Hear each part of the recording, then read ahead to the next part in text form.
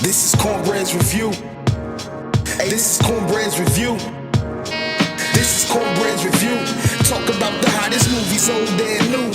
Cinema breakdown, grasping the truth. No acting, I leave that for the cast and the crew. The capture the cool, not theatrical goose. So you better be direct or you have to produce something to break in like last minute news and keep quiet when the real boy Matt and they rules. Woo.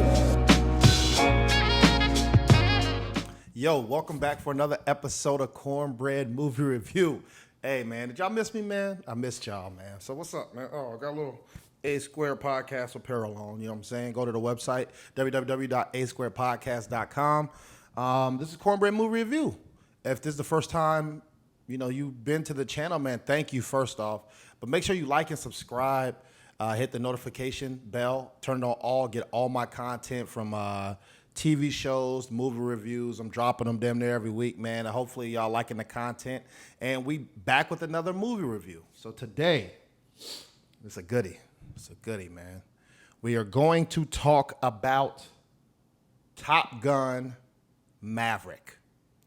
Yes, it is out, ladies and gentlemen.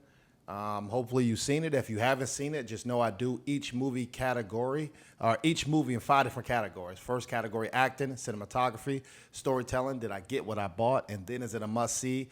I add it all up, spits out a Cornbread movie review, and that's it. All right? So we'll get to it. Today, this movie is in theaters. It's PG-13 as well.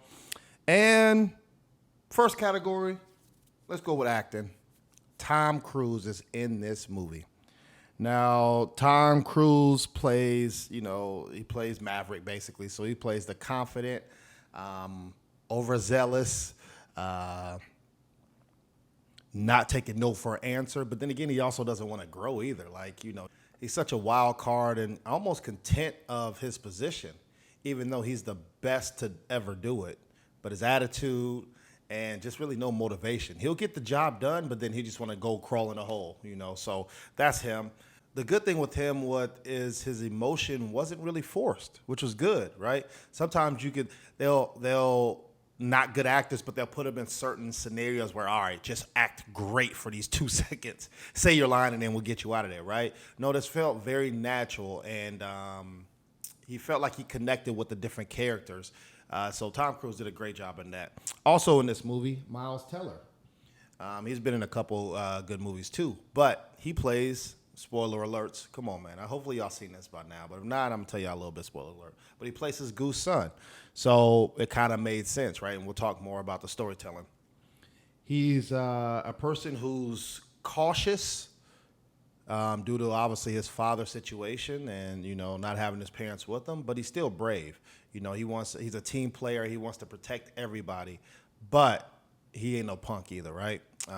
So Miles Teller did a great job in this. Overall, acting, it got a 4 out of 5 for me because great cast. Everyone played their role. And once again, each scene felt like they cared and it was specific. So great job on putting these characters in certain positions where they could be their self and get the best out of their acting ranges. So 4 out of 5 in acting for me. Next category, cinematography. Now, this movie cost $170 million to make. 170 of them things. That's a lot. I know we've discussed it plenty of time. That's Matrix got 200. Endgame of Marvel got 200. You got Spider-Man got 200. So these are top-notch movies, and they're looking for top-notch return. I think a lot of reshoots as well. Even renting all these jets and having all these stunt doubles and all this other stuff. So great job. Now, this movie takes place in California, just like the old one. A lot of the soundtrack from the first movie made it over to the second one. And you kind of get that feel of, all right, yeah, I'm sitting back, relaxed, and I'm in Top Gun, right, from 1986. Now, Mach 9 and Mach 10, look, bro. When you're in the theaters and you sit back and let's say you in the IMAX or you in the vibrating theater chairs and stuff, you feel every bit of this movie. And Mach 9 and Mach 10, I don't want no part. Even though it looks fun, I want to do it, but I might pass out doing it. And those characters actually give you, let's say they really wasn't going Mach 10, which I don't think they were. they acted like they were. You know, you felt the expressions on their face. You felt the danger that they're putting themselves in, and just the adrenaline rush. So I appreciate that.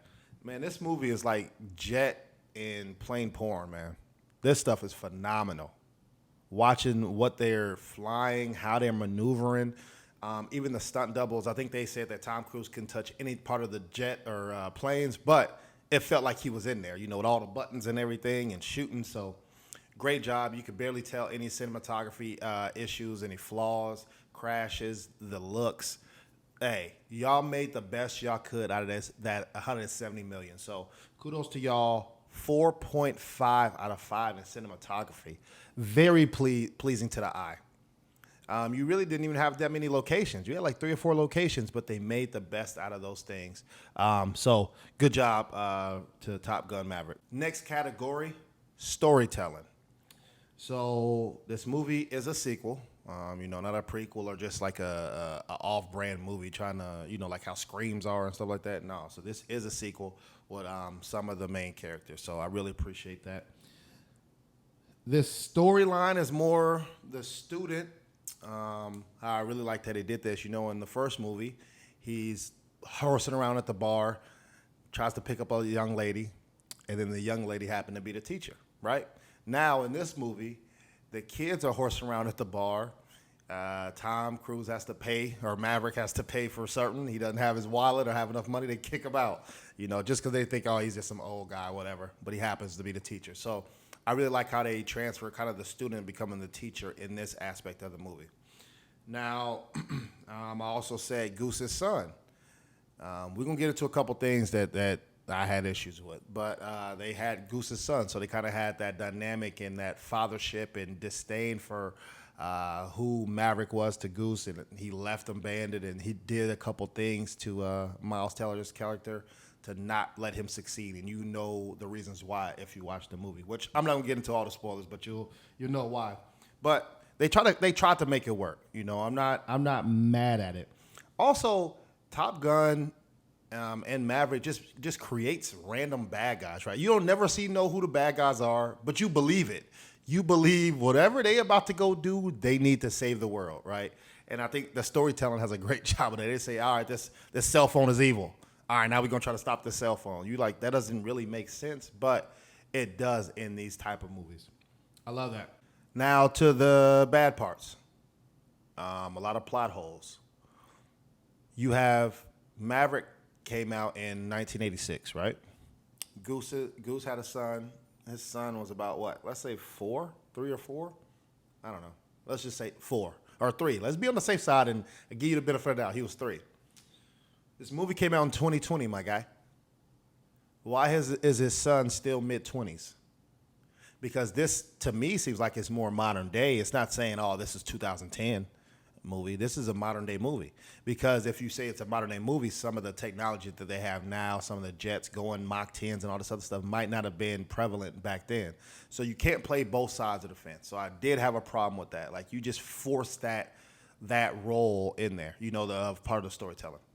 Also, who is the love interest? I mean, what happened to, you know, his teacher that he fell in love with, right? I don't even know who this new bartender, like, it didn't fill in the blanks. It was a lot of subliminals, like, okay, did he know her back then or he didn't? Or maybe I missed it, I don't know. But the kid kind of knew who he was, and it didn't make sense to me. It's like you kind of thrown into, they need a love interest, hey, fuck it. Just go back to the bar and say he was in love with her and trying to get her, you know? So I did have a problem with those things. And then when Maverick and I forgot Miles Teller's character, I forgot his name, I apologize. They got caught, or not caught, but they were in a sticky situation, and they're on enemy lines, and ain't nobody messing with them, right? Like, come on, man. They just did the impossible, and now nobody's trying to shoot at them or kidnap them or anything. So storytelling, you don't get a pass for that. As good as this movie was, you can't get a pass on everything. I got to be Cornbread and stay true to it. So storytelling is going to get a 3.5 out of 5 from Cornbread, all right? Next category, did I get what I bought? Now, once again, this movie is in theaters, as I said.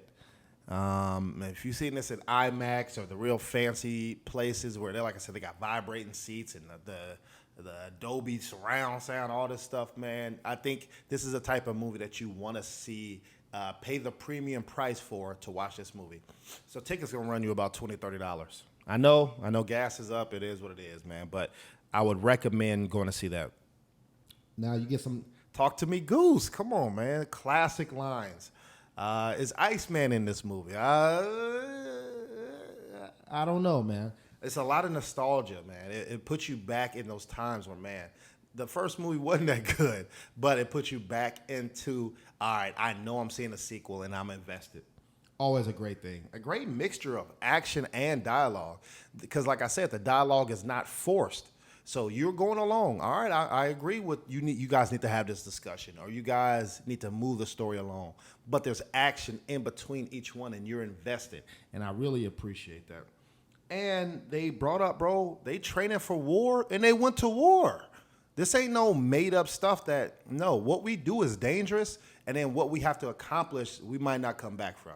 And I appreciate that they just keep reminding people that, war, just because somebody didn't get deployed, war is easy. No, war is hard on everybody, man. So I enjoyed that. Did I get what I bought? Absolutely, bro. 5 out of 5 from Cornbread, all right? Last category, is it a must-see? It was a good amount of comedy in this movie. It was a good little mix up. It's not all serious. But then again, it wasn't all fun and games either. Like they hit you with the sob stories, but then they hit you with some comedy. They hit you with learning lessons on leadership, man. I think that's what I took a lot from it. Don't just say, do it. Come on, man. One of my favorite quotes is to the leaders out there: continue being a tour guide and not a travel agent. Right? What does that mean? The tour guide is going to walk on these paths with you. They're going to show you the horizon. They're going to show you the pitfalls because they in there with you. A tour guide ain't never been to none of those places, but they'll just book it for you and you go by yourself, right? So that's what you need to do as a leader. You need to continue being a tour guide for these people. So that's one of my favorite quotes, and I'm glad you kind of see that from Maverick in this. He didn't just tell them what to do and at their best interest, but he showed them as well, and that's a great part that I love.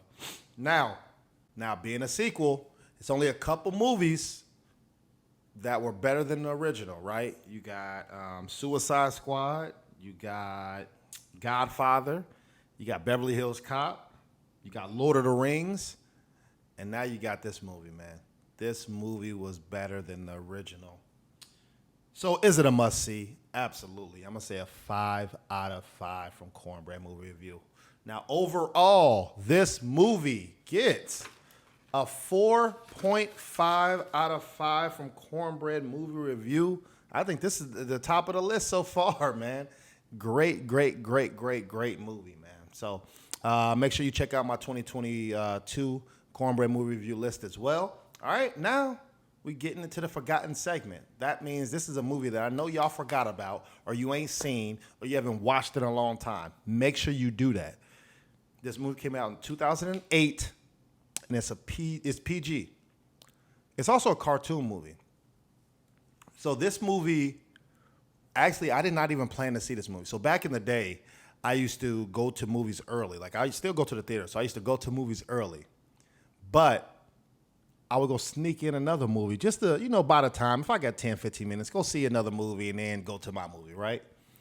This movie was so good, I actually stayed for this movie, and I forgot the movie that I was going to watch because I was the first 15, 20 minutes hooked me, and I watched it.